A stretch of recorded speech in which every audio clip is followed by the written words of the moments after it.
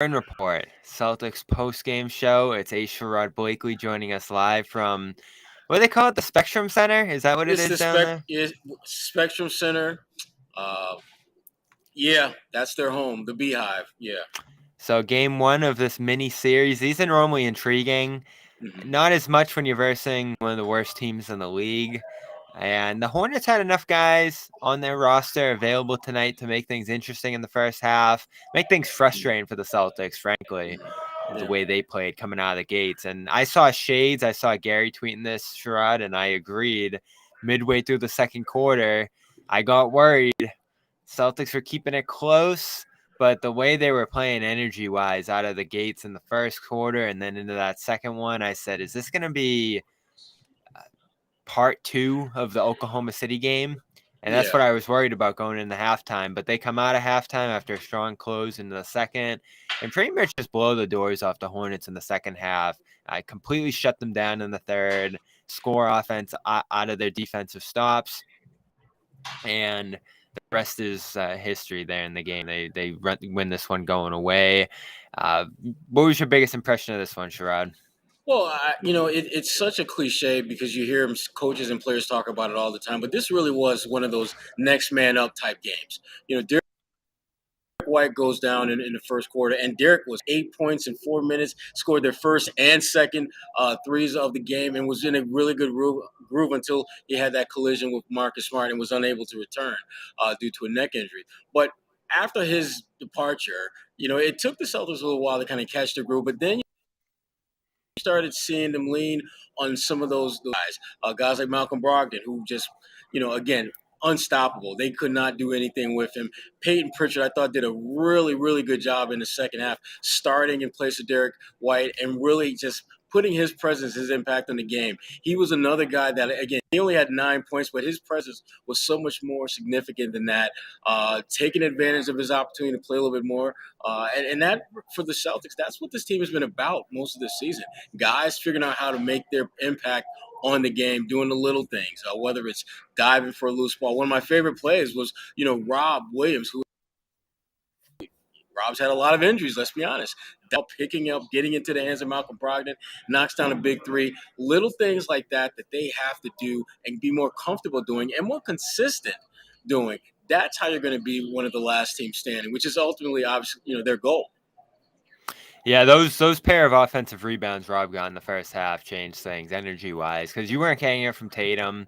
I thought, again, he just sort of jogged into this game. It didn't have great energy in the early going. The team got jump shot happy as a whole. They hit those threes. You mentioned the white ones early. Smart got one to go. He ends up taking 9 of his first 10 shots in a 10-shot first half, which is above his average for a game from 3.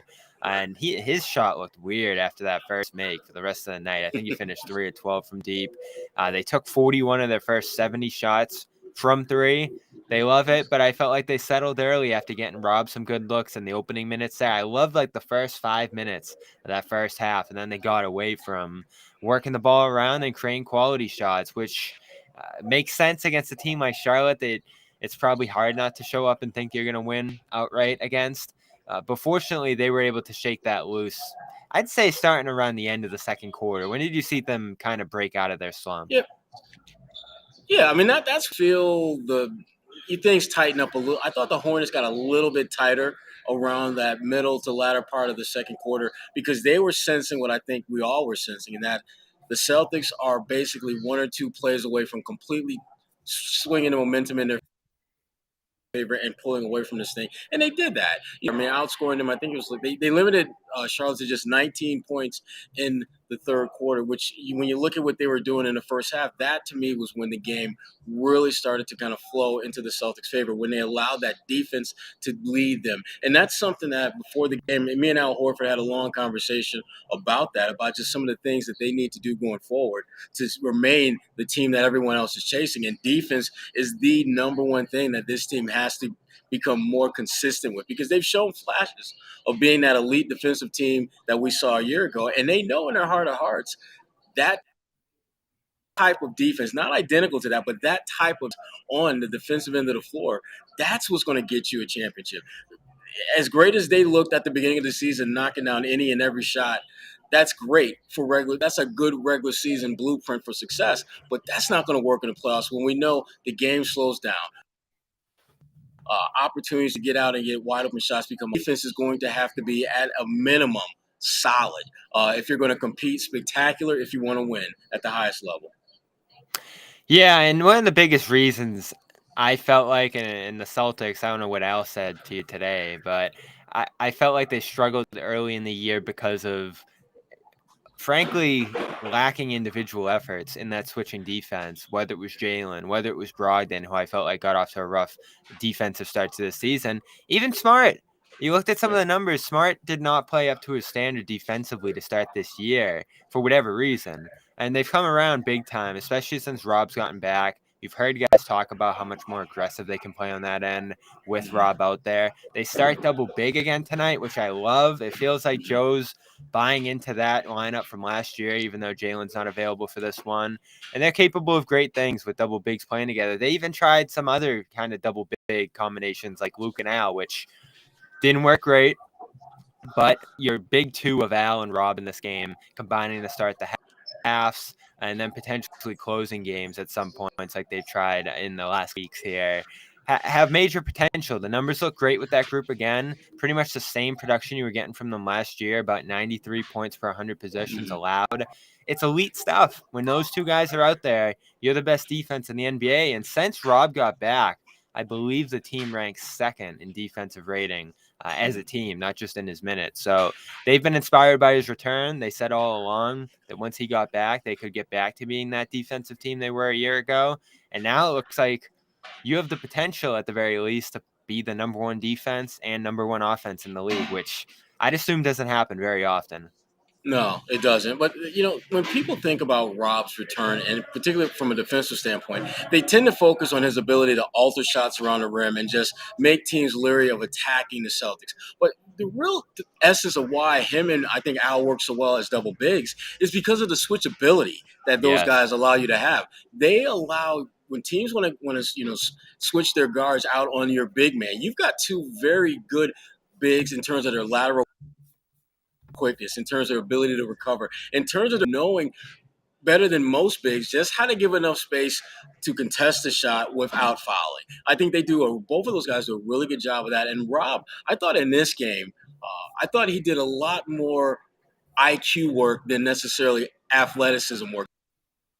There were a number of times where Rob would just simply rather than jump and leave his feet or put his hand up, and they would just miss the shot because he has figured out that his presence often is enough to get guys to miss shots. And obviously, he still can be that shot blocking, big time impact player. But again, Rob, I think he's understanding the chess elite defender much better now. And that's going to make this team better in the long run and give them a chance, as I said earlier, to be the last team standing, because that ultimately is what this season is about for them. Yeah, and you can get by on your off shooting nights if you're playing that kind of defense. And with those two guys out there, the new element of offensive rebounding, like we said, on the key pair that Rob got in this game, I think he's 8th in offensive rebounding percentage right now among guys who play his minutes. So he came right back and was that rebounder we saw a year ago, who's all over those boards like a pogo stick in the lane there, just jumping up, tipping them out. Sometimes he's going to the floor and shaking guys off and getting the ball out, like that great one he had tonight. He's been incredible. A few blown layups. The finishing in the first half as a whole was strange. It was multiple guys going inside. I think Pritchard missed the rim completely on one of them. Brogdon continued to have the issues he's had inside. But Brogdon, to me, was the story of this game. Best game I've seen from him in a Celtics uniform, I think. Steps up with Derek White going down, and I'm sure we'll get a update from Josue, who's down in Charlotte as well in the pressers, on Derek White, who left the game a couple minutes in after taking a hit from Marcus Smart on the sideline there, called a neck sprain, which doesn't sound great, but better than some of the other outcomes that were possible there out of that play, including a concussion. But Brogdon plays more minutes, gets up to that 30-minute mark, scores 30 points, hits 5 of 7 in the lane. Again, that had been his big problem right up until tonight. And then he started hitting shots from every angle in the rim area tonight. But the three-pointers back. He had about an 8-game slump between the end of December and into January. And now 11 to 17, 4 6. John's talked about this. This guy's sort of morphing between a second unit facilitator and this high volume shooter scorer that we've seen him be in the past as well. And on this team that wants to shoot a ton of threes, that wants to have all this movement and versatility offensively, he does need to be aggressive. And I feel like the first month or two he's in Boston, he's kind of trying to get his feet wet, get used to playing on the second unit again, get other guys like Hauser and his second unit teammates going. And now he's looking for a shot. You see him stepping into the mid-ranger. You see him firing away from three at a high volume, at least a higher volume than he's typically used to shooting, and drawing free throws in the lane. So you have a guy in this game who's deadly from all three levels. And the Celtics need this guy. This is the kind of guy who's going to win playoff games for them, but playing like this. Well, the thing that jumps out to me about his play was that I don't think it's coincidence that the most aggressive we've seen Malcolm Brogdon be this year just so happens to be the game that we don't have Jalen, Tatum is struggling, and the energy overall is relatively low. Charlotte did exactly what a team in their position should do. If you're playing a quality team that's not playing with great effort, you can outwork them and position yourself to be successful and have a lot of good runs on the court.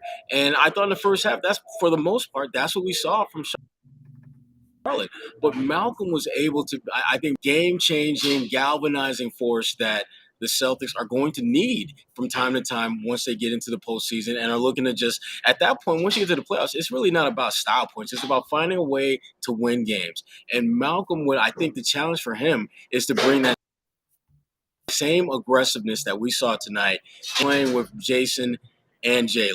I don't know if he is comfortable being that guy just yet, but it's not for him. It's not even about ability. It's about just wanting to do it. It's just about having the comfort level to do that.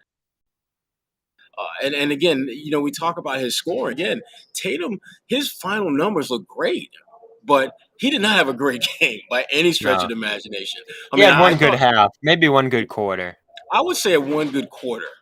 Because a lot of the success that they had that put them in position to be successful was guys like Malcolm, guys like Peyton Williams making hustle plays. You start going down the line of other guys who did little things that helped position them. And then you come to the realization that Tatum did what great players do, and that is even on bad nights, their numbers are going to look good. And this was one of those games for him. They found good combinations, too, lineup-wise. I like Brogdon and Smart sharing the floor together. That's the duo they imagine closing many games together because of blowouts and injuries and Derek White ascending as a starter. You've seen them go in other directions on some nights, but White going down tonight, no Jaylen Brown. They got to play together quite a bit. And Smart, to his credit, stepped aside after all those first half misses for the most part in the second half. Sort of let Brogdon rock, which is important. Because as we've said, Brogdon steps into the situation amicable, not wanting to ruffle too many feathers. He takes the bench role. He's taken less minutes, which I'm still puzzled about to some degree. Three things floating around my head there. Obviously, the health, the management, White and other guys taking those minutes possibly, but also the defense with Brogdon, which hasn't been great. I thought tonight was about as good as we've seen it all year. A couple steals in the lane, just getting his hands on some balls and sensing passes and all that stuff better. But it has trouble staying in front of guys at times. So that might be another factor that they're considering in there, along with the overall wear and tear. But it was just great to see him play a lot tonight and get a rhythm and be able to play with some of the starters rather than the second unit guys. There are a lot of fans who are going to want to see him start, especially after a night where Smart was 3 of 12, and it's just, we're here on post game reacting. But he's so comfortable in this role. You need second unit minutes. You need to be able to win second unit minutes, especially in the playoffs. And the last 2 or 3 games here, their second unit has driven them, and we'll give Peyton Pritchard some credit in a minute. But Brogdon's at the center of whoever's out there succeeding with second units, even if it's starters staggering in like Tatum and Smart. He's able to get on the ball. He's able to get off the ball. There's just so many things he can do, and it makes you want to see him play more so he can be in different rotations and different combinations and get comfortable with what he's going to have to do come playoff time. I mean, once the playoffs start in April, you need him 31 minutes. You do. Yeah, but the challenge is figuring out how do you get him 31 minutes while still getting minutes to Derek White, while still giving minutes to Marcus Smart. To me, they've got to figure out how to make that trio work consistently, not necessarily together, but in the same game. And I think it's hard because, it seems Derek White, Malcolm Brogdon, that seems to be the kind of the challenge that they have in, as far as like keeping both of those guys on the floor significant minutes. I think one of the things they like about Derek White being in that starting group, again, is that defensive versatility. He has the ability to switch out and guard players who are a little bit bigger, a little bit rangier, more so than Malcolm Brogdon. Although I got to tell you right now, when they go back and look at the tape and they look at the number of times that Charlotte's bigs tried to back down, not be able to do it at all, I'm starting to kind of come around to the idea that Malcolm is someone that they have to be concerned with when in switches, because it's clear to me he's strong as hell. Malcolm is way stronger than I thought. I know what play you're thinking of. That great one where he just stonewalled. He just stonewalled the guy, and he did that to him a couple of times in this game, and that is not a small man that he's keeping from getting to where he wants to get to. So I'm not as concerned about that part of his game as I was earlier in the season. But again, these are what we're talking about are the kind of problems that as a coach you love to have. How do I get really good players on the floor more minutes?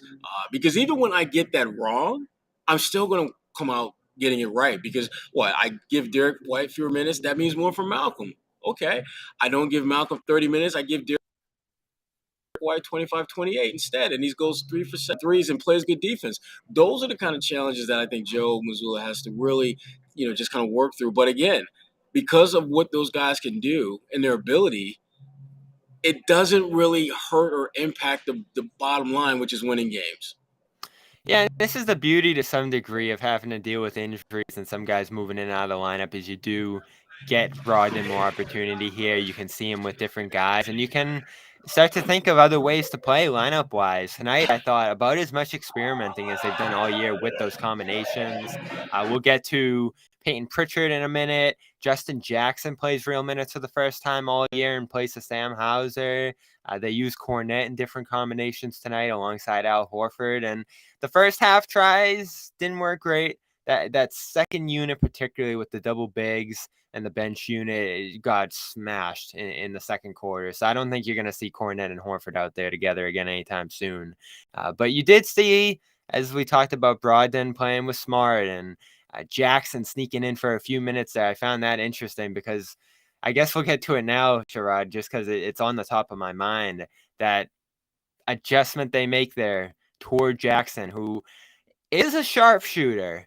You watch him in practice, you watch him shooting around, and the summer league that got him on this roster preseason, I know he had that Ofer game, but he can really shoot. Not quite Hauser ability, what we've seen from Hauser at his best, but you see him nailing threes in these shooting competitions, and guys talk about him. So I am, at least mildly intrigued by the possibility that he could start fighting with Hauser for a few minutes here, because it's just not happening for Hauser. And I did get to talk to Hauser in Brooklyn before I got back here, and he's liking the looks he's getting.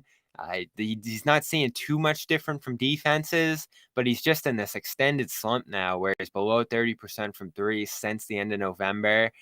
He doesn't bring a ton else to the table when you think about his defense and this dose of playmaking. He had a nice assist against Brooklyn. He's out there competing, grabbing boards, just trying to stick his nose in place, but he's out there to shoot. And right now, the way Hauser's shooting, Justin Jackson could probably hit a three in a couple minutes. He didn't tonight, but all of a sudden, if you're out there for a month and change like Hauser's been and not providing much, your job's going to be on the line to some degree, especially when we start to think about the trade deadline. So this might just be less about Hauser and Jackson and more about how they're going to fill those wing minutes, including Brogdon, including maybe a trade target closer to the deadline. Yeah, I mean, when you think about this particular game, it really has been, unfortunately, just kind of a synopsis of what it's been like for Sam the last few weeks. Just nothing is going down to the point where even when he's getting great looks that are lightly contested or uncontested, he's still not knocking those shots down. And It's he had a couple. stunning because he's Yeah, so good. He's such a good yes. shooter. The only thing I can reason is that it's become a head game now. That it's in his head that he's not making shots a little bit, and I noticed in a couple of his shots, it was almost as if he was just when he released it, he didn't just release it to, like we're accustomed to seeing where he goes up and you expect it to go in. It feels like he's putting a little too much pressure on himself to knock down shots. And to your point, Bobby, there isn't anything necessarily he does outside of knocking down shots that stands out that you can see he can lean on that can keep him on the floor. Whereas, Justin Jackson, I think, is a little bit better defender, not quite as good a shooter. But for this team, you don't have to be a great shooter in that role. You just have to be a guy that can knock down open shots. And that's really, to me, where Sam is really falling off. It isn't the fact that he's missing shots. He's missing the open ones, the shots that great shooters are going to find a way to make, even when they're in a slump. And we're just not seeing enough of that from him.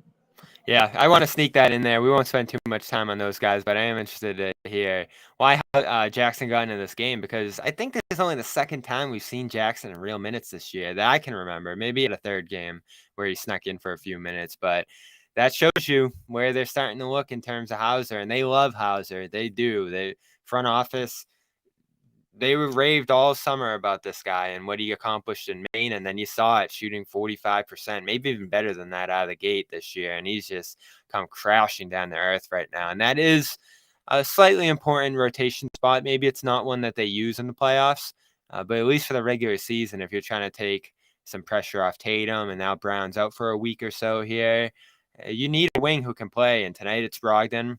They don't want to overextend Brogdon. So all of a sudden, I think Jackson comes into play on Monday afternoon if they're going to continue to try to look in that direction for some minutes there.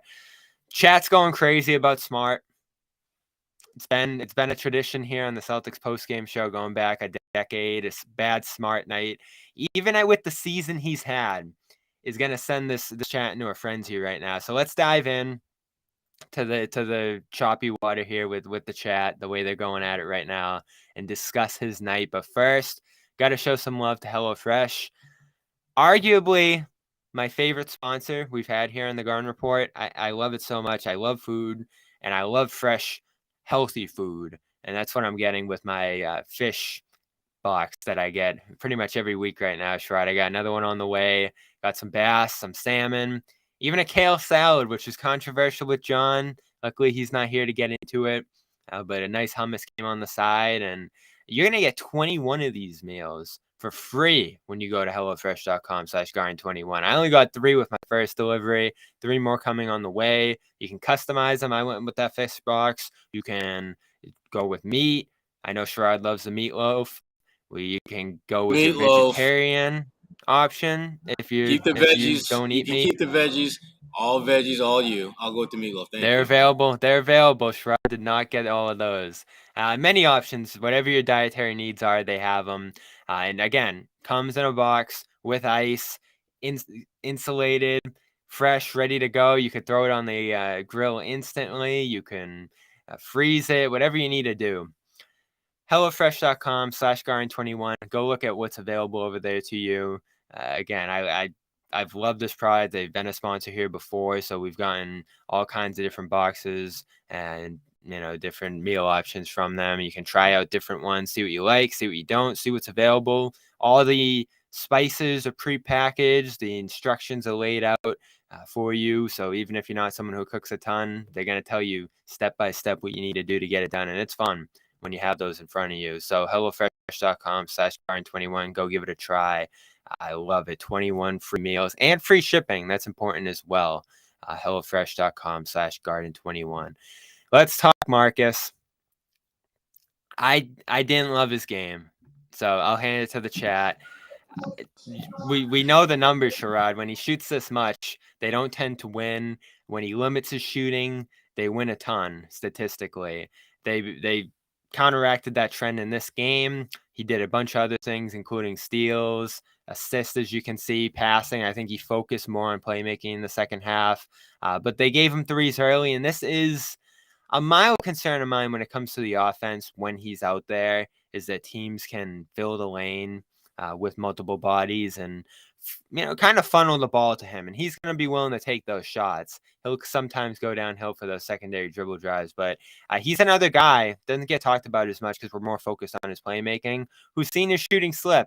He went on a hot stretch there, cold start for the first couple weeks of the year, heats up a little bit, and now tonight, I thought his shot, he's not the best shooter ever, but I thought even tonight his shot wasn't even what it was when he was shooting average. One of them, he just kind of heaved up there. I know he had an injury lately, some lower body stuff going on with him. Who knows how that's impacting his shot? Just came back from that knee contusion. But he shot a ton tonight, didn't look great. And that was part of some of their offensive issues in the first half. He took 9 of his first 10 shots from 3. I think he figured it out in the second half along with everybody there. But bit of a divisive game on the Smart front in the chat. Brogdon has a big night.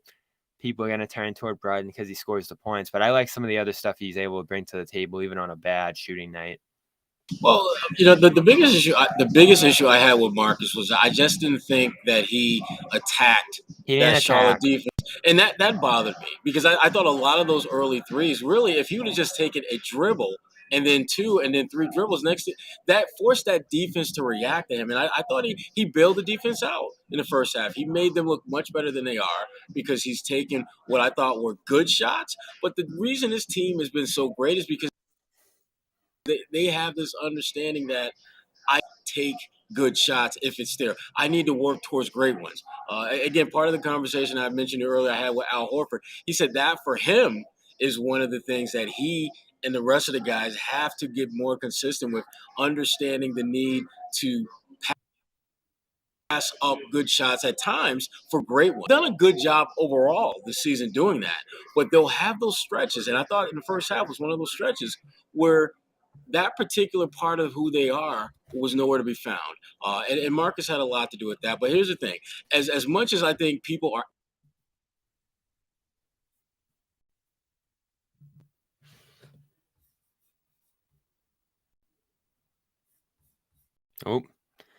having some Wi-Fi issues with Sherrod there in the arena.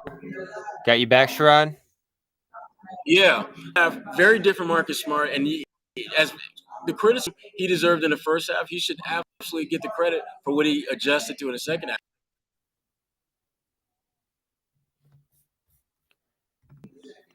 There you go. Looking good now. All right. Bottom line, criticize him for the first half, but give him credit for making the adjustments in the second to help the team win. Agreed. I don't know why there needs to be a big referendum on him after a bad night. He hasn't had many of these this year. Looking at the game log right now, you have to struggle to find games where he launches like this, which I think made it a little shocking for people watching and probably brought back some nightmares of a younger Smart who would do this more often. But this year, contained only 9 shots per game, 5 threes per game. Came into tonight hitting 33%, which is about in line with what he's done for 3-4 years now. And I think you have to be happy with the year he had last year, and he's pretty much taken the same approach this year. If anything, he's taking even less shots than he did a year ago. 10.1 a game, down from 11 in 2020. So Smart hasn't taken this few shots since he was coming off the bench in that last Kyrie year, where he was as far down the rotation as we've seen him that year with Terry Rozier and Kyrie and all those other guys, Jalen, all competing for minutes and shots there. He's been constrained, and I think you do want to see him finish around the rim and take more shots around the rim in terms of the shot selection, which varies on some nights. He needs to be around the rim to play make at the ability that he wants to. But in this game, they sort of did some different things offensively. I saw them going through the bigs for passing at times. They obviously were trying to get Jason going as well. I don't think Jason should get a free pass for that first half either. So you end up with Smart off. So you end up with Smart off the ball, catching and wide open. And we've talked about this. If you're wide open from 3, you're gonna shoot it. And Marcus Smart's in that camp. You want to see some varied approach. Maybe you feel you don't have it and you got to get downhill again. And as you talked about, Sherrod, they talk about passing up good shots for great shots, which I love to hear, because other coaches would be like, oh, you open, you got to shoot it. They talk about finding a better shot, which Horford does a good job with, which Smart does a good job with most nights. But tonight he ended up with the ball wide open a lot on that perimeter. And that is something you could picture happening against a really good defense in the playoffs. Tonight, though, you weren't facing a good defense. So this was settling. This was, I think, just sort of passiveness from him and Tatum in the first half.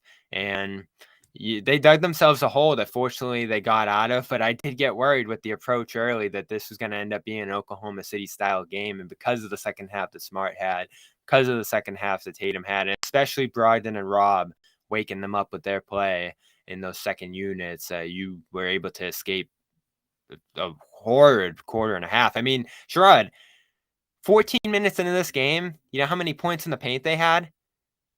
6. The Celtics? Yeah. It was. I know it was single digit. I didn't know how bad it was. Yeah. They were passive. Yeah.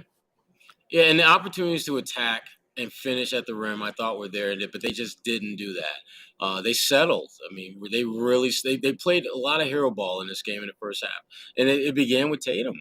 I mean, Tatum looked really, really bad in the first half. Did not look aggressive. Didn't look energetic, and again, I don't care about as much about the body language. It's just the results. I mean, if you're not going to look engaged, at least knock down some damn shots so that I can focus on that part of your game. But when you're not knocking down shots and you don't seem all that engaged and you're not being aggressive, on a night when, again, your partner in crime, Jaylen Brown is not out there, so you need to be even more impactful, or use your teammates and get them going. And I thought Tatum came in here looking to score early on, and it didn't work. And fortunately, his teammate figured out, well, we'll do some things, and then Jason can kind of get into his rhythm through the course of the game, and that's exactly what happened.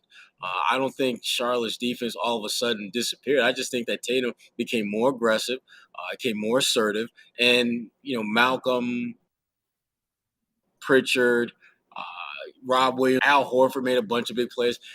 The group lifted Tatum up, which is very different than what we've seen most of the season. Usually it's the other way around. If I'm going to go after Smart for anything this year, and I know it's a post-game show, we're talking about what happened tonight, and for some reason the chat, I guess they want us to say bench him, trade him, let Brogdon take all his. I don't know what they want. I don't know what's going to make them happy. Bad first half, as you said. Good second half. Good season. So what are we talking about here with Marcus Smart? The guy's been great for them. I think he's been one of the keys to the team this year, offensively. Now, defensively, I don't know. It's a weird dynamic with him out there this year. The numbers don't look great. He is taking on a variety of opponents, but he just came off a Defensive Player of the Year, so you're going to hold him to a high standard there. And that's the thing, Bobby. He hasn't been quite himself on that end. Standard. No, he's been for the standard that he has set. It's his own fault that he gets criticized for his defense, because he's been such an elite defender for so many years, and he finally got the crown jewel of defensive greatness, which is Defensive Player of the Year award. And now it's like, so what are you going to do for an encore? And if we're being honest and transparent about it, he hasn't taken his defense to another level. If anything, he may have been taking a slight step back statistically from where he was last year, and just from impact. I don't think he's had that same impact defensively this year that we saw last year. That doesn't make him a bad defender, because, again, the standard that he has set is so ridiculously high. Marcus Smart at 75-80% of it at his best is better than most perimeter defenders in the league. And that's just the reality of it. And when he's not playing at the level that he has set as a standard for himself, people are going to question what's going on with him. And understandably, mistake about it, people. Marcus Smart is still an elite defender. When you look at what he's capable of doing relative to other wings in this league, he's still among the best of the best. Has he been the best version of himself this year? I don't think so. But that doesn't mean he's not very good. Yeah, and he came into this year hurt, Sherrod. We knew the ankle injury never fully healed from the playoffs. You know the quad thing that's been lingering for years, and then you add a knee contusion to the list. You're going to expect him to not quite look like himself But you know the what? This first is couple games back. yeah, but that's what happens when you play defense the way he does. There's a toll that you're all out the way he does, and eventually you're going to have to pay that toll if you're a player. And I think we're seeing the last couple of years, Smart has had to make some down payments on that toll that his body's taking, whether it's missing a few games here, whether it's a hand injury, hamstring injury, knee injury, bone bruise. He's had little nips, kind of nicks and bruises that have kept him either limited or kept him on the sideline for short periods of time. That's what happens when you play defense the way he has for the bulk of his career. At some point, the injury bug is going to be a factor. It may not be a long term, you're missing X number of weeks and months. It's going to be enough to where you are not going to be available every single night. So it's not that shocking. But the good news for Marcus Smart is he's missed some games, and they've got about half the season left to play. And so there's plenty of time for him to ratchet his defensive level intensity up, because that's what this team is going to need when they get to the playoffs. They have to be better defensively. They have to. Yeah, I'm not saying it's only a couple people in the chat here, I think, who are growing him. I don't see it. He pushes the pace. He's shooting shots in the lane. He's posting up this year. It's just a three. Shoot a lot of threes, Sherrod. He got caught in that tonight, missed a ton, and I think people are just a little pissed off about it, even after a win. And look, plus 24 while missing 9 threes. He had to be doing something else right. And not like plus minus is the end all be all, but plus 24 is pretty significant in a game you were fighting and trailing for most of it in. Yeah. Yeah. So let's move on to Peyton Pritchard, who Sherrod grabbed a video of. You can check it out on his Twitter. The bounce is real. Looking like he's getting Peyton into Pritchard form. Bounce is real. Nice to see him playing, getting extended minutes now. When he first started playing after the second bout of injuries here, Sherrod, didn't look like he was in phenomenal shape to me. You're not playing. You're not playing. You're not practicing a ton. I think it's tough to be in game shape in the position he's in. But now that you're seeing him get a few games under him, dunking like that, free game, not something I've seen from him, and continuing to look active, aggressive, engaged, and a little more bouncy and fluid in his movements out there. The Brooklyn game was great. I thought he was fine tonight, stepping into some extra minutes, goes 4 for 11, 1 of 6, scored 9 points. Offensive rebounding becoming a niche for him. It's almost like a Neesmith. He's added that to his game, and he's just rolling with it as part of his repertoire.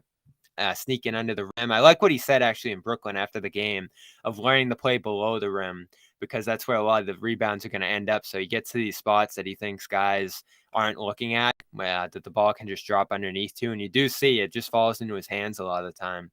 He's able to get putbacks and the rest down there. This is a tough one. I settled about a week or two ago on the fact that they should probably look into trading him, just because on an average night. Really? Yeah. On an average night, I don't think he plays. And you're walking this fine line right now of, are Brogdon and Smart going to get hurt, and will you need him in the playoffs if that happens? And the tough part for me, we talked earlier about the wings. You do have 2 wings who are going to play pretty much entire games in the playoffs, so you don't necessarily need a backup wing. But if Brogdon's not going to be able to play upwards of 40 minutes, and he's that backup wing, and he's already taking minutes from Pritchard if this team's fully healthy, I don't know what Pritchard gets you. John has said he has 0 value. I don't agree with that. I think he has some value in a trade on a rookie contract, 1 more year in front of him. He has value. Decent salary. You're not going to get a ton for him, but I think he can be part of a deal that brings a guy back. Well, see, that's the problem. If you're not going to get anything of value in return, what are you doing? No, I'm not just dumping him for sure. He's not a guy that's a problem in your locker room. He's not a guy that lacks the ability to do things out there. It's just that it's a numbers game. I mean, you look at the guys ahead of him; those guys are better than him. Yeah. That doesn't mean you get rid of him. That doesn't mean you aside. He tonight did exactly what guys in his position are supposed to do. You get an opportunity that you didn't bank on, that you didn't count on, that gives you more minutes to play. So what do? You make an impact. You go out there and you play well enough to where the coach understands that when your number is called, you're going to be ready. This was a professional, I'm ready to go whenever you call my number, coach, kind of game for Pritchard. Because there's no way, the way Derek White started this game, there's no way Pritchard would could believe that he was going to play 25 or so minutes. But when Derek goes down, Malcolm plays a little bit more. Pritchard plays a little bit more. You start the second half. You go with Pritchard so that you keep Malcolm in that impact guy off the bench role. And he did he did exactly what they needed him to do. He made his presence felt. And I understand why some people are wanting to see him move, but the thing that I keep coming back to is this: when you look at that Golden State team that beat the Celtics, they had a number of guys like Andre Iguodala and some other guys on the bench who didn't play significant roles every single night. Some nights, some of those guys didn't even play, but they were ready to play, and Golden State had them available and ready to play. They didn't just try to package some of those guys up and get another big name or big time prospect. They utilized the guys that they had to work with. And I think Pritchard, again, he's not going to play a ton of minutes, but I'm confident that in the right situation, he can play well enough to win you a playoff game. I agree. And he was part of your playoff rotation last year. I think both these arguments are right, Sherrod, and the results going to dictate it, right? If they keep him and everybody's healthy and he doesn't play a minute and their wing depth's lacking, you're going to say, oh, the Gallinari and Pritchard are just sitting on the bench, and Blake and Cornette, all these guys just aren't playing. You couldn't have packaged them with a pick or something and gotten yourself a wing. If that's what kills them in the end, you'll say, all right, why didn't you do this? But if Brogdon goes down in the second round and Pritchard steps in and does a great job and becomes a big part of your rotation again, you'll be like, wow, thank God they didn't trade Pritchard at the deadline. So it's such a tough call. You almost have to look into the future, but you also have to assess how good can Pritchard be in the playoffs? Because he wasn't great last year. That's a big reason you went out and got Brogdon. Can Cornette play in the playoffs if you're looking to have him in a deal possibly?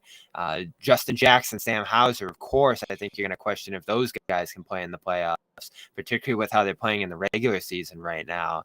So your depth's been good. I think you have enough depth for a playoff rotation right now. And then you have the second layer of depth in emergency guys like Pritchard and Hauser and Cornette who can come in if you have an injury. But you do think, all right, can you consolidate this a little bit? Go get a veteran. They open up a roster spot, which I found interesting, of course, with that Noah Vonleh trade. It's like I'm right in the middle, Sherrod. I'm not saying get rid of Pritchard, but I'm starting to lean. All right, what could you get? What could you get? Well, and what intrigues me would be like a veteran shooter, a guy with a real ability to knock down shots off your bench and a reliability there that maybe Pritchard, Hauser, and some other guys don't have. And I'm just throwing some names out there like Malik Beasley or who they've liked in the past, by the way. Yeah, and they've had conversations about Malik Beasley, coming to Boston for a while. So that's a very common, absolutely. Alec Burks is another guy I think of from Detroit, a team that's probably going to be selling. There's sellers emerging, and you can stack up. If you traded Pritchard, Gallinari, Cornette, and Jackson, that gets you about $16 million coming back, possibly, in a deal. So that's a medium-sized contract. A guy on a reliable bench player could come back in a deal like that, but you're giving up a lot in terms of guys who are here, who have been in your system, who know what you want to do, and none of them scream that more than Pritchard, who, again, we've seen twice this year step into the lineup, do a good job, and hold the line while Brogdon, Smart, and now Derek White have all faced injuries, and Jaylen Brown now as well. So it's hard. It's not an easy conversation. I'm right in the middle, but I'm starting to lean toward looking at maybe making a deal with some guys like that. I think you absolutely have to look at it, but I'm hesitant to go there just because, one, whoever you bring in, you have to. There's that that period of adjusting to your new teammates. And Yep. most of the guys that you're talking about are guys that are going to want to come in and they're going to get their shots if they want to get their numbers. That's the And tough part, right? These that's guys and are okay sitting that we're talking right. about. And again, it's not always about talent. You got to consider fit as well. And I Yeah. think that's what makes dealing with some of those guys a little bit trickier than people would think. Because if you want to simply get more talent, I don't think that's a challenge. But getting more talent that you already have that you plan to keep, I think that becomes very difficult and very tricky to do because particularly when you're talking about guys who are either in a contract year or going into a contract year, um, their agenda, they have a different agenda. Well, their agenda, here's the thing. Everybody in the NBA wants to win. Players want to win on their terms, more times than not. And often their terms are them getting shots, them getting, opportunities to showcase what they can do. And that isn't necessarily all what that particular team will need for them to do. I mean, Al Horford is a great example of a guy who, when he came to Boston, they love the fact that he was, a guy that could give them some points around the paint, a guy who can decent rebounder, can stretch the floor a little bit. But overall, you're going to get a little bit of everything from him. Now, Al's basically Mr. Catch and Shoot. And again, we talked about just that mental shift that a player who's been in the league for as long as he has had to make from being, someone who is a ball mover, getting the ball to his teammates, to someone who now, when the ball comes your way, they're looking for you to shoot. And that's not, it sounds like a great situation if that's who you are, but that's not who he was. And so for the Celtics, as I said earlier, it's not the challenge. It's finding talent that fits in with the talent you have. That's the trick. Agreed. And some of those names I tossed out aren't the best defenders in the world. And Joe hasn't shown to be a guy who is going to demand defense for guys to play. They got to do some things scheme-wise to get Pritchard out there and not get attacked. And Hauser has his weaknesses on that end. And Cornet has his limitations despite being a great rim protector. So those are questions you ask with all those guys in terms of can they be playoff guys? Because that's what we're talking about here is can any one of these guys get into a playoff game and help you? And I love Cornet. I don't know if he's that guy come playoff. We know, Bobby. We know. Pritchard, he's closer. And Hauser, he's going to get his opportunity here. But last year, as we've talked about, on the roster, can't get in for a minute. And now we're starting to see some of the reasons why over the last month or so here. So you're stacking up quite a number of guys who can't get on the court. And Gallinari, I'm not counting on him coming back. We've had this conversation too. I haven't heard anything. You see a ton of them. I'm sure he's there in Charlotte. He's been on the road a ton. I wish he could get back because the more I thought about it, I didn't like the signing, Sherrod. I didn't like the fit. I didn't always love the player. But once I saw his shooting numbers over the years and the consistency as a shooter, that's what we're talking about. Yeah. And he could have been great in a number of roles for them. You just wonder, multiple injuries on this knee, his age, the ramp-up time it would take for him to get on the floor, and then jumping into a playoff game, playing for this team for the first time. It'd take a lot to be able to help this team this postseason. But you know what? For a veteran player who's never won a championship, who came here specifically with that goal, I think that his learning curve would be quicker than most. Because I think they would put him in positions to where there's very little that he will be expected to do. Put him on the floor with guys who can help. Like, for example, I would play him with Rob. I would make that an absolute priority because Rob is going to give you that rim protection defensively. Rob is going to give you someone who is a good offensive rebounder. And Gallinari is a space creator. He's a guy that knows how to score in this league. And the thing that I've always respected about his game is that he's one of the few stretch bigs that consistently recognizes when he has a mismatch and is not afraid to attack it right away. Like if he's out there on the floor and he's being guarded by like Al Horford and they get a switch and then he finds himself being guarded by Peyton Pritchard, he's not going to dance around with the ball. He's going to put his back to him and try to back him down and force defense to react. And if they don't react quick, and shoot right over the top of him. That's what really good offensive-minded players are capable of doing. But again, like you, Bobby, I'm not banking on him being back, but I would not be the least bit shocked if we get to the second round of the playoffs and you're in games 3 or 4 and he's good to go. Would not shock me at all. I'd be shocked. I would be. Just because of the timing, and everything you say is true. He's late in his career. He's trying to come back for a championship, and he could help you by hitting shots, not necessarily moving. But it is the playoffs, matchups, mismatches, those sort of things come into play there. And I've seen him out on the floor. He hits everything. He's still got that touch, even without the lower body right now. He's still just starting to run for the first time. So there's quite a bit of work to go before he can get out and do any amount of live action. But he does have time. It's just mid-January now. He's on his feet. He's working every day. He's around the team quite a bit. So he's intent on coming back. He hasn't said as such. He's not sure if he's actually going to come back this year, has that ability, but he's putting everything he has into it. I haven't seen a guy who suffers this kind of injury. Right. You know, Hayward was putting in that effort. I shouldn't say that, but it was a much bigger injury than the one Gallinari sustained here. Yeah, Hayward's was much worse. But the thing about Gallo that, again, I can't underestimate or just not give enough credit to desire to play. Yeah. When you get to this point in your career and you know the clock is winding down, you know Father Time is just tapping you on the shoulder saying, "You ready to go? You ready to go?" Your motivation to get back on the floor, I think, is amplified significantly. And let's be real, you're not looking for him to play 20, 25 minutes. If you can get 10 minutes out of him, that could be the difference between winning game 3 and going up 2-1 in a series versus being down 2-1 and having to win, on the road to not put yourself in a major hole.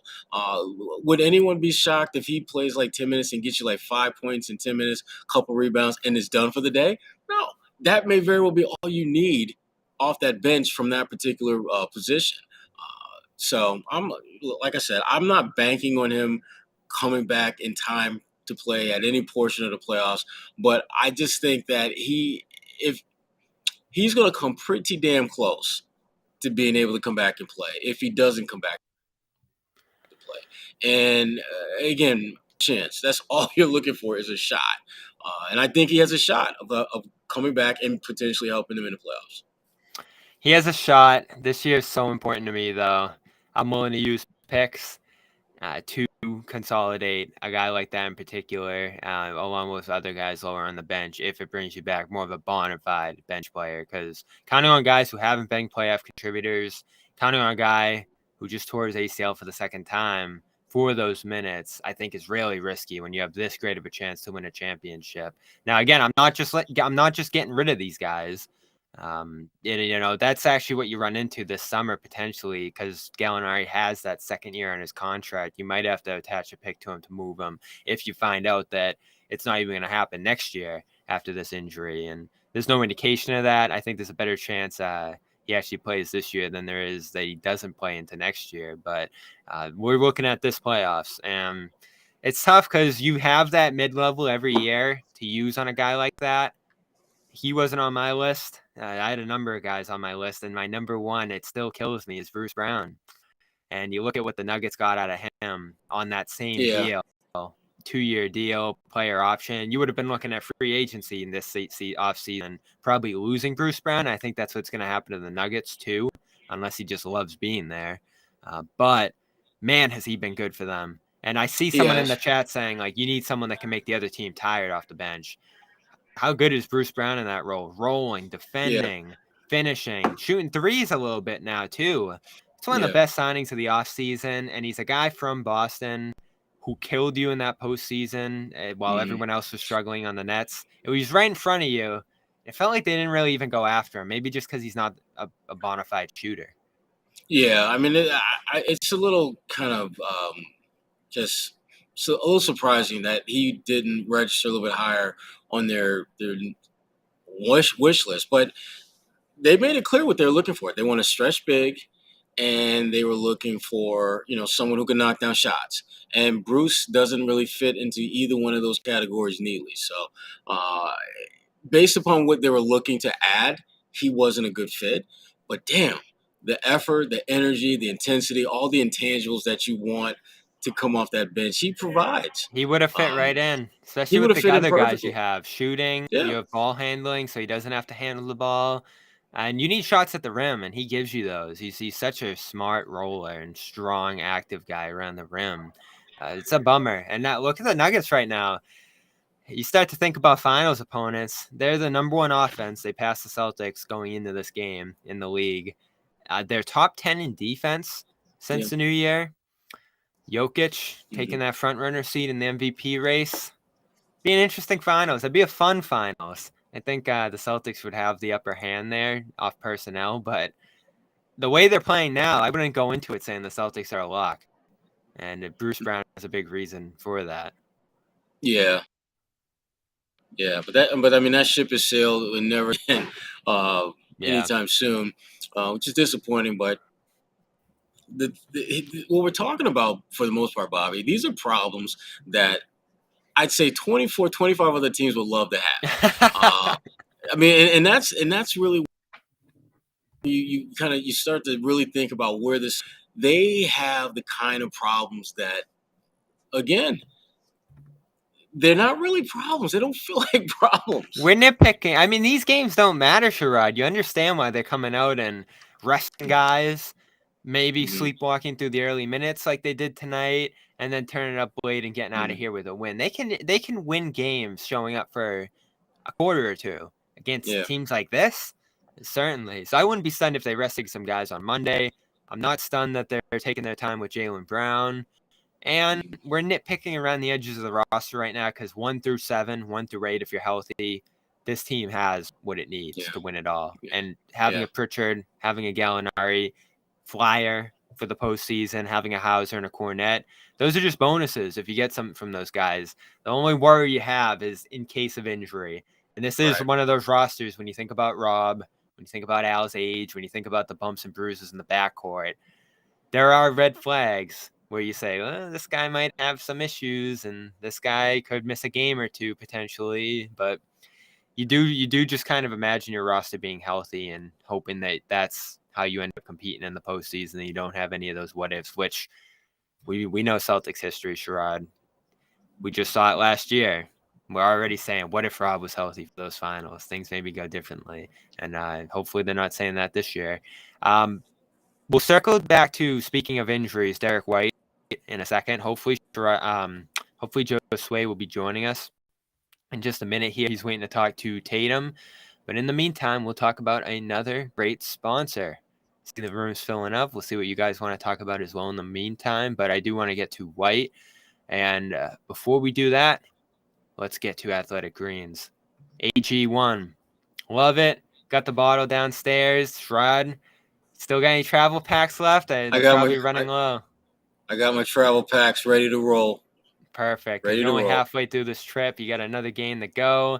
So you need those travel packs. What's in them? 75 vitamins, minerals, adaptogens, probiotics. Help your digestive system, help your immune system with vitamin D. They're going to give you a year's supply of that when you make a purchase here. And it tastes great. It really does. It's got this nice tropical flavor. You've probably tried other green juices that you don't love or maybe make you feel a little uneasy when you take those sips. These are tasty. They give you that nice boost of energy. I know a lot of you probably drink coffee. You get on this for a couple months, and we've been having it for 5-6 months now, maybe longer. At least, at this point. I can't even remember my time without Athletic Greens. You just pour it in your water each morning. Really easiest thing you can do. Not trying to make different meals, not trying to take different supplements. It's all here. 75 ingredients that you need for your health, and you're gonna get that year supply of vitamin D. You're gonna get 5 free travel packs. You're gonna get great gear like the cup, like the container. I should have brought it up. The container you just scoop it out of, put it in your AG1 bottle, sip it on the go, and it's easy to take with you if you run out for work. So go check out all that they have to offer. Love the brand, love the product, and you can get it by going to athleticgreens.com/garden. Let's welcome in Josue Pavon from Charlotte, out there on the floor. Arena staying put, no noise, no robots fighting in the background. We got another game coming up, Josue, on Monday. Yeah, it's low key out here. There isn't a whole lot of banging and clacking and all that like in Boston. How am I popping though? I'm good. You looking good? You sounding good, and I can't wait to No hear. popcorn today, Josue. No popcorn today. Good way to go, Josue. I'm out here. We were just about to get to Derek White. Perfect timing, Josue. What do you think? Derek White goes down. I'm glad it's not a concussion. I'm glad there's not any of that, the Kemba scare in Denver a couple of years ago where he had that neck injury and they had to, I think, stretch him off in that game. But White gets right up, leaves just a neck strain. Doesn't sound too serious, but what did Joe have to say about it? Joe just said that he spoke to him in the locker room and he said that he's okay. He hasn't got an official report yet. He made sure that he led with that and letting us know. But that's a good sign, I guess. I mean, for him to say that is good. Jason Tatum also talked about it as well, saying that he joked that he got that technical foul for him. But I mean, after this type of win, you can see the Celtics team obviously bounce back in a big way in that second half. Well, leading into it, even right in that second quarter. But it's unfortunate. It's too bad because even before that first quarter started, I don't know. I just saw Derek White shooting around. I actually posted a video on CLNS Media, on Celtics CLNS on Twitter, and I was like, man, he's feeling it right now. And then boom, he drains three quick ones in the first 6 minutes of the first quarter before the injury. So it's unfortunate because I do feel like he's sort of finding his rhythm right now, especially coming into this game. And I thought that he was gonna go off a bit, at least in this one. But unfortunately, that wasn't the case. But the Celtics did it for him, so that's good. That's good, man. I think this is a big win, a sign of maturity for sure. As Joe Mazzulla said a month ago, they don't win this game. Jason Tatum didn't agree with that assessment, but I think what he's trying to say is, I'm quoting Tatum, is we've matured in the last month or so, right? We've come a long way in terms of how about getting rid of that Thunder game 60-point lead, or 16-point deficit rather, and cutting it down to 4 before halftime. That was huge. Yeah. Joe Mazzulla was right, though. They wouldn't have won this game a month ago. You think? How about a week? Yes. You got that Thunder game a week ago. It felt just like the Thunder game for about a quarter and a half. No, the Thunder game, they got their ass kicked from beginning to end. There was at no point in the first half did you get any sense that they were going to climb back in it. No. So that game was a wrap. The starters didn't play the whole fourth quarter. What do you mean, Bobby? Right. No, but I don't think they would have won this game a month. Mazzulla is spot on. He's so spot on with this one because when Tatum struggles, these guys, when Jaylen Brown isn't around, they still really have that. Who is going to dig us out of this hole if Jason doesn't dig us out of this hole? And I thought this was a game where we're so used to seeing Tatum put these guys on his back. It was the opposite today. Brogdon, Marcus Smart with his passing, Al Horford with his plays, Time Lord with his multiple effort plays. You go down the line of everyone not named Jason Tatum seemed to do something to get these guys back into the game. And at that point, it was just like Tatum's like, well, shit, let me just do what Jason Tatum's supposed to do. Let me knock down some shots. Let me be aggressive. Let me find ways to contribute to the cause because everyone else is doing it, so I might as well too. This was a great win for the team. Not for Tatum, not for Joe, but for the guys that don't really get credit for what they do and bring to the table. We always talk about that whole next man. I hate saying it, but it's true. This was a game where one of your guys was killing it, goes down, guys step in to get his minutes and play great. That's how it's supposed to be. Great. This is what great teams are supposed to do. They do a great job with that. They really do. And it makes you feel better about giving White the time he needs. If he needs a couple games off here, certainly Monday, if he needs it. Brogdon gets the uptick in minutes, Josue. And what changed in his approach to you from before White got hurt, which was only a couple minutes, and then after, once he got those extra opportunities to play with starters and Smart and all the rest for 30 minutes? Not something we typically see from Brogdon. Oh, we lost Josue. Getting no voice from you. Oh, sorry. I muted it because these guys were talking behind me. Sorry, I muted. To me, it was seeing the defense. I think Malcolm Brogdon was picking his spots. I mean, he was being aggressive.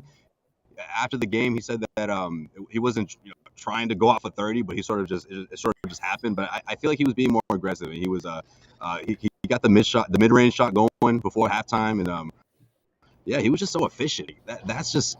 it's such an advantage for the Celtics to have someone like that. Obviously, leading your bench, being that sixth man, but someone who's capable of going for 30. I mean, that's why they brought him here. As Jason Tatum said, like that's the kind of production that he's capable of on any given night. Really, if he really wants to, he can flirt with 30 or go for over 20. But he does his best to lead that second unit. But he took the charge offensively in this one for sure.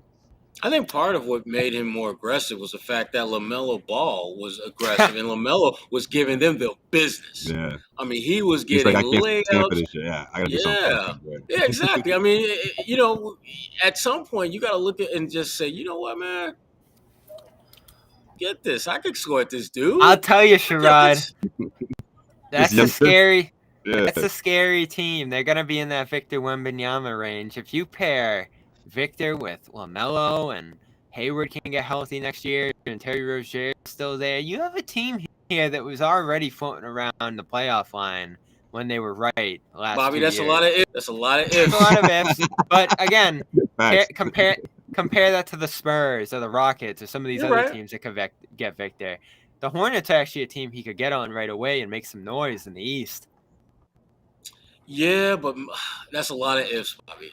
It is. I'm not saying they're a threat to you next year, but it's they're in your backyard looking in. Yeah, I would agree. But again, so many things have to break right for them. Getting the pick, guys staying healthy, and guys developing chemistry. Chemistry is one of the most underrated aspects of really good teams. Because to me, the Celtics are a great example. This is what happens when your chemistry is slightly tweaked. It may be tweaked in certain areas for the better, but you're probably going to lose a little something in the transition. And we saw that with their defense. This defense for the early stages of the season wasn't nearly as good as it was a year ago. Yet their offense was just significantly better. Figuring out how to balance those two worlds is part of that transition when you're trying to make your team better. The Celtics, what I love about this win was that it really was their defense that kind of got them back into it, and that they had to lean on to make plays and get things done and force Charlotte to become uncomfortable. Because we start in the second quarter, that's when things started to that's when the defense, I thought, finally woke up and said, okay, we can actually force them to play the way we want them to and get some easy buckets in the process. And Charlotte got tighter, the Celtics got stingier, and next thing you know, you got a double-digit lead going into the fourth quarter. Yeah. This is exactly why. It changed on a dime, Josue. What happened? But this is exactly why. Well, I'll tell you in a second. But this is exactly why before the game started, Joe Mazzulla was like, "You cannot let these guys get off to a hot start." Right. Am I sounding better right now, by the way? Yeah, a little bit. Okay. You cannot let these guys get off to a hot start because they're going to get comfortable and then they're going to get confident, and then all of a sudden it's a 20-point game. It didn't get to that point, but it could have easily gotten to that point, right? So I think just that sort of memory of OKC and other games where they just really got their asses handed to them, I think that helps, right? Especially for a team that's got experienced guys, the same team that turned into a 500 team last season. I think all of that has a lot to do with it. And they were just able to correct those mistakes. And all of a sudden it's a 4-point game going into halftime. I mean, like, that's huge. Like, that's how getting your handed to you so many times can do to a very talented team, and that's what we're seeing right now. That's what we saw, tonight. Josue, the chat was going after Marcus. You've been here for years. You know how it goes. One bad game and he's out of town. What was up with him tonight? It's like that? Is that what people are saying? Yeah, I mean, Brogdon has a great night. Smart's down, shooting poorly, and they're turning on him. I've seen a couple people say start Brogdon. I've seen people say Smart was terrible. He's plus 24 in this one. Defense fine. Had a double-double again. A couple steals. Do people just circle the points and the three-point shooting and that's all they see? Everything else is just sort of clouded out because he does so much other stuff other than shoot. I know John would be rolling his eyes right now at that statement, but it's true about his performance here. Yeah, I just think honestly, when the Celtics, the shot was terrible, by the way. I won't deny that. Right. But I just think sometimes he doesn't have the best of shot selection when it comes to trying to help his team come back. But all the other stuff that he gives you, it had a lot to do with them coming back as well, like the defense and him trying to calm the offense down. I mean, Malcolm Brogdon did I guess in this one he was much more efficient, obviously, but I think Marcus isn't someone that you have to start wondering if he should be a starting point guard. You know, I don't think this is something that should be a discussion, at least not right now. I mean, he's been cold lately, but I don't. Let's not hit the panic button here. You know what I mean? Like he's got a lot going on. I mean, he hasn't been healthy, and I think he's just going with the flow right now, trying to turn things around. But I don't think this is that type of game where you look at Marcus Smart and you point out that stat line and say, okay, he's got to come off the bench now. I don't think that's it. Yeah, and he and Brogdon can coexist. This is what we've talked about from the start. Derek White makes it complicated because you're trying to mix him in there minutes-wise too, and Brogdon is taking the sacrifice in that sense. But Smart, in turn, I thought sacrificed in the second half and worked to get the ball to Brogdon, let Brogdon do the shooting, focused on facilitating while Tatum and others got down low and caught his passes and finished. And you had a pretty healthy offensive dynamic in that second half. Even the opening minutes of the game, I'll agree with you, Sherrod, in terms of the differences from the Thunder game. They got off to a good start the first couple of minutes there. And Smart was part of that. He hits a three. He's getting rob looks. I love that they're getting rob looks. We should talk about him for a minute. Yeah, Rob was big in this one. But sure, Getting involved finally. Looking for the ball, pointing guys in different directions, able to make some passes out of the post. There are a few looks where I wish he would put it up. And in this game, like when he's under the damn rim, Yes, so missed layups. We talk about Smart and missed threes. Rob's touch was not good in this one, but everything else was super impactful for him. And he had another 28-minute performance, so he's pointing in the right direction. He's feeling good. I don't know if he talked after this one, Josue. You always got to ask how you feeling after this one. I'm sure he says good. But every night, I feel like every night he just looks better. The springiness in this one too, catching those early alley-oops way above the rim.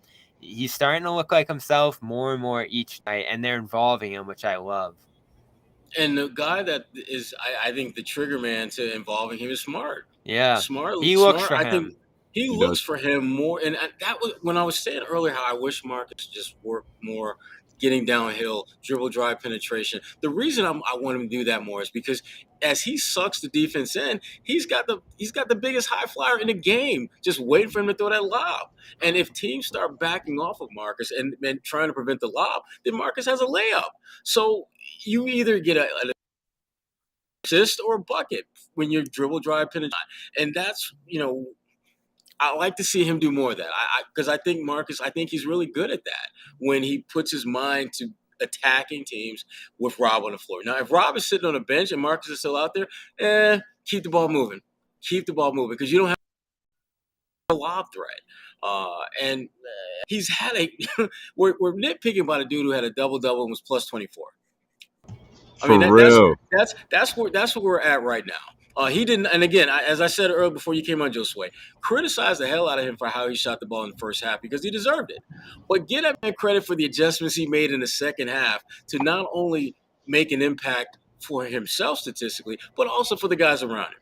Yeah. Marcus, this was the best and worst of Marcus that we saw. But if I'm a Celtics fan, I'm glad that the best of him was in the second half. Because that means you probably had a chance to win. And they did. Josue, I want to get some thoughts out of the locker room from the press conferences, see what the highlights were there. But we do got to tell the people about our other sponsor. We're just overrun with sponsors. Love them. Rocket Money. This one's great. Again, another good problem to have, Bobby. Another good problem to have. Good problem to have. We don't need to trade any of them. RocketMoney.com. Fits right in with the other sponsors here on your phone. All you got to do is type in this URL and it'll take you right to the link to download the app and check it out. See if it can help you. I think people don't realize what they sign up for. It's true. You either go for a free trial or you sign up at one price or it increases. It's not just that you forget about having the app. That doesn't always happen. It's about the price you're paying, what's coming out of your account every month in general, which this helps with as well, and how it all fits together, what you can get rid of, what you don't use, what you do use. It's just great management tools to keep an eye on your finances month to month. And sometimes if you had a subscription for a long time, you don't realize you could save hundreds by canceling unnecessary ones. So it's a useful tool. Go check it out. rocketmoney.com/garden. That's rocketmoney.com/garden. I've always loved that app, even before they were a sponsor here. Same. Yeah.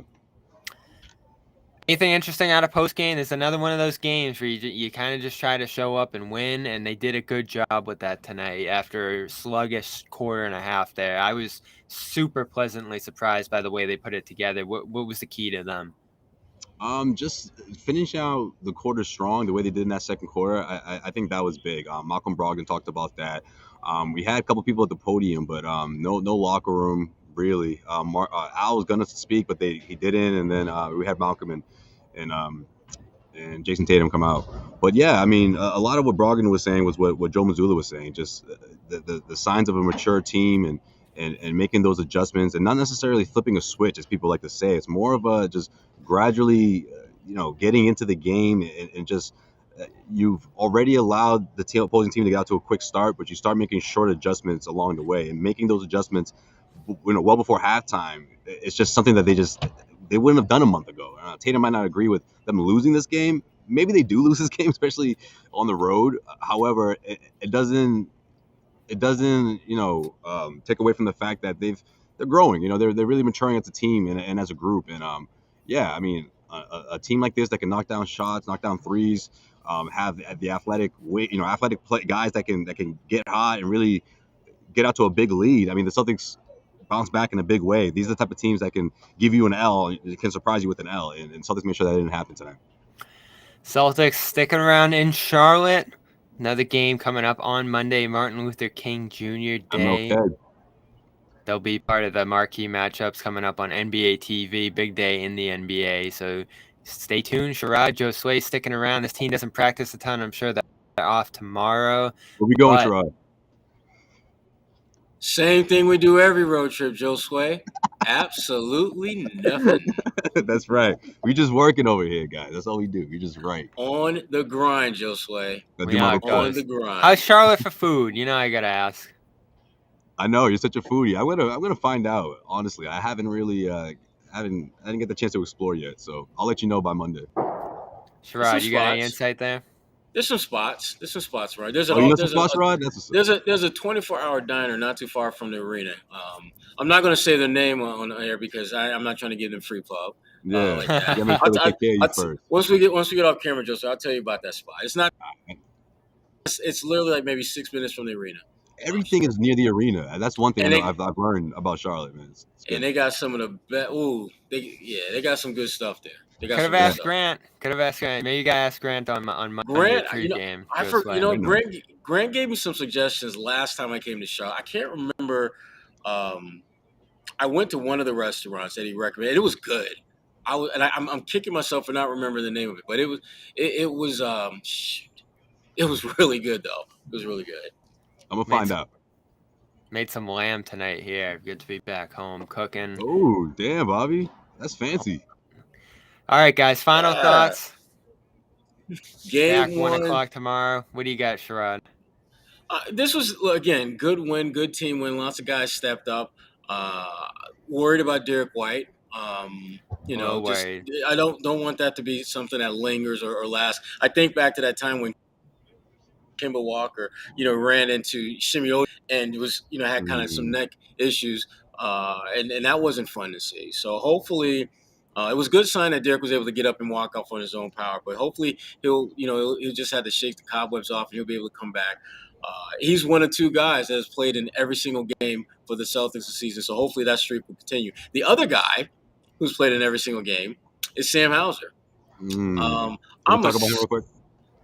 Do you really want to do that? That can be your final state. You can talk about that as your final state. Okay, I got you. Justin Jackson sneaking in on his minutes, Josue. We saw it. I'm just going to say this. We're at the second half of the season, right? Which started a couple games ago, if I'm not mistaken. Yes. This is Joe Mazzulla saying, look, this is, to use a professor's analogy, if you guys don't get the syllabus by now, I'm not playing with you. I'm going to pull you out, and I think that's what happened with Hauser. I mean, look, we all know Hauser, he hasn't been great offensively in the last week or so. He hit a couple threes here and there, but he hasn't been that Hauser that was really rolling about a month ago, and he gets beat on defense and one play, and Joe Mazzulla was like, "Yo, I'm not playing." He was out there for like what 50 seconds, Sherrod. Pulled him. Justin Jackson starts the fourth. I mean, that's where Joe Mazzulla is right now. It's like, look, if you're not with the program, if you're not doing what everyone else is doing, then I'm pulling you, and I love that. I love seeing that from Joe. He's got one job, Josue, and maybe Jackson can do it better right now. I won't rule that out. We don't know what he's doing in practice. We don't know if he's been on the cusp of doing something like this. I've seen him nailing everything in practice, Josue. You do hear this guy. He's in those shooting competitions with Smart, Brown, Tatum. He's got a shot. So worth giving him a chance. Yeah. I always say this, Josue. Don't But let these guys on the floor, though, right, Bobby? I think that's he might be doing something else on the defensive end during practice. But I'm with you. Yeah, for sure. And I'm not saying Jackson's about to come in and light the world on fire, but right. I do say right. But I like that Joe is like, hey, that's how easy it is to lose your spot here. You know, I like give him a try. It was just like Vonleh. If you're not going to use him, get rid of him. If he's here, try to find a way to work him in if another guy's not doing that job. So I'm interested to see how they're going to use him on Monday for sure. That's definitely one of my final thoughts.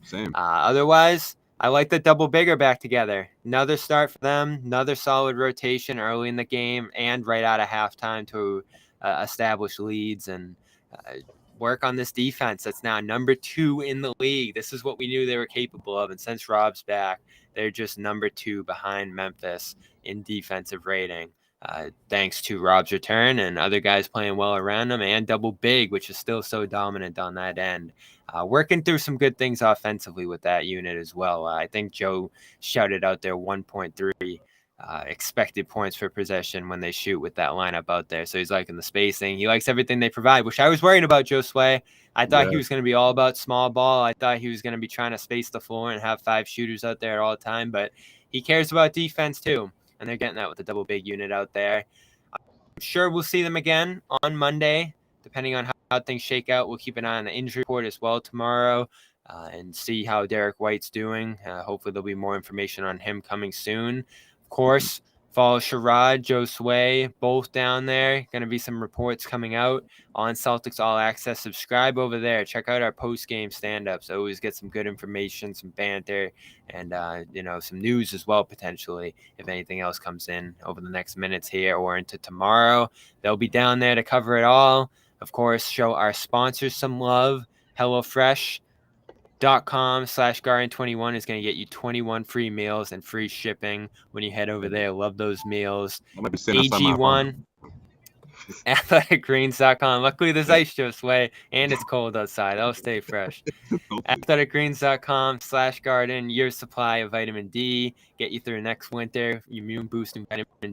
Free travel packs with your first purchase over there. Your nutritional insurance daily. And rocketmoney.com/garden. Save hundreds on unused, unnecessary subscriptions. Great app for you to use. Final score tonight is Celtics 122, Hornets 106. Game 2 coming up on Monday between these two in the mini series. 1 o'clock Eastern afternoon game. We'll be back for post game. Hopefully Jimmy, John on the holiday joining us as well that afternoon. I'll be here. I'm here pretty much every night. And Josue and Sherrod, appreciate you guys coming to us down in Charlotte. Good night, everybody. Absolutely.